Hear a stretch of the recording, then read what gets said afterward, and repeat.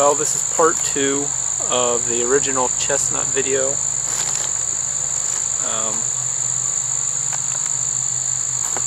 Just a quick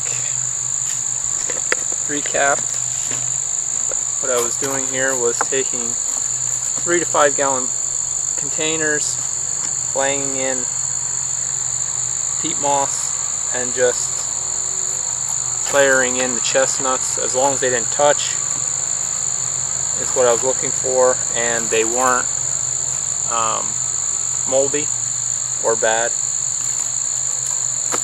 And I have them all layered in here in these 4 buckets. Just going to top them off. I dug a trench here about a foot or 2 deep. I'm going to top them off with peat moss. Some people use sawdust.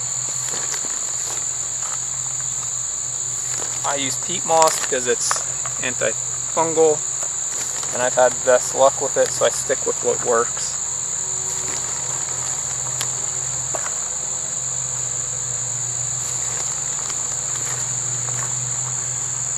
So once I had them topped off, I generally cover them with some sort of mesh to prevent any sort of rodents getting in over the winter.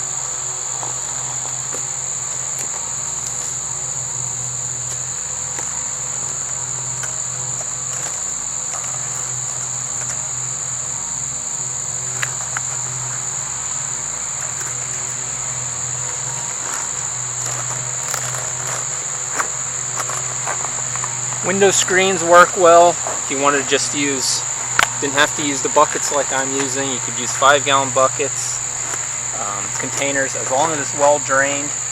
This area where I have them is very mulchy. I have a lot of composted mulch here, so it's easy to dig up.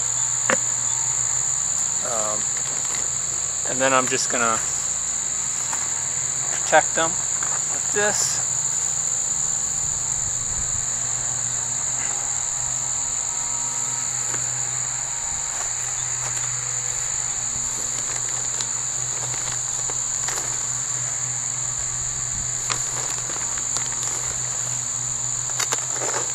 A lot of mulch here.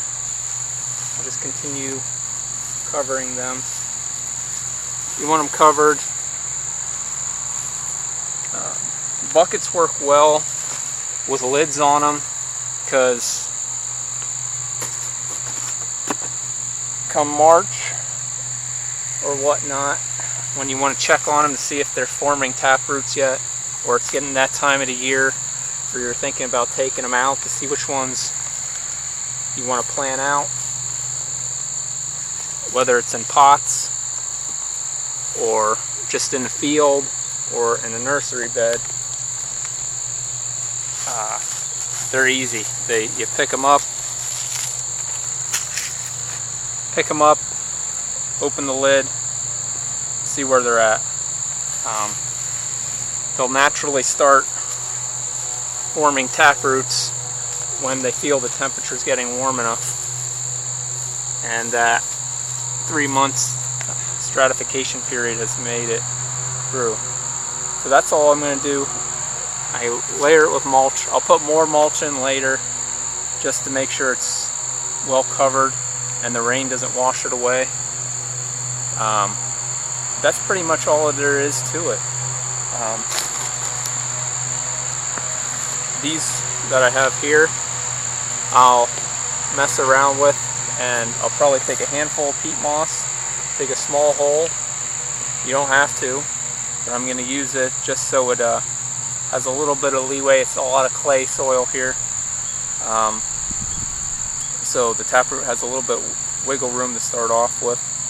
And I'll take my little handheld shovel, make a little spot, stick it, maybe just a palm full of that in there, and stick it, cover it back up. And I'll do that several areas just to see if how well that works. I've never direct seeded around because I have such a high success rate of chestnuts, stratifying them and either putting them in pots or this method. If you have a solid garden nursery area you want to start them out with and give them a year or two before you plant them out in the field, that's a good idea too. It gives them a way higher chance rate from deer and anything else that wants to go after the nut. I'll do a spring video on what I do with them once they start and they get so larger, and I remove the nut to prevent mold and boll damage, squirrels. But for this video, this is generally what I do. Dig the trench. This is an easy area. It drains well. We're getting rain this week, so they're buried, they're covered. They'll be well protected with the mesh and the buckets for the winter. And like I said, try several different methods, because in case something were to happen here, whatever it may be, you don't lose your whole nut production. So I'm going to take some of these, stick them out around areas. I'm going to do this method and see how it works. Like I said, it costs you nothing to do it if you have a tree. Works well with most other nuts that need some sort of stratification period, whether it's oaks or hickories or whatnot. So this seems to work well with chestnuts. Since they produce every year, it's what I like growing out. Once again, thanks for watching. More videos to come later on in the season, and especially in the spring when I open these guys up. Thank you very much.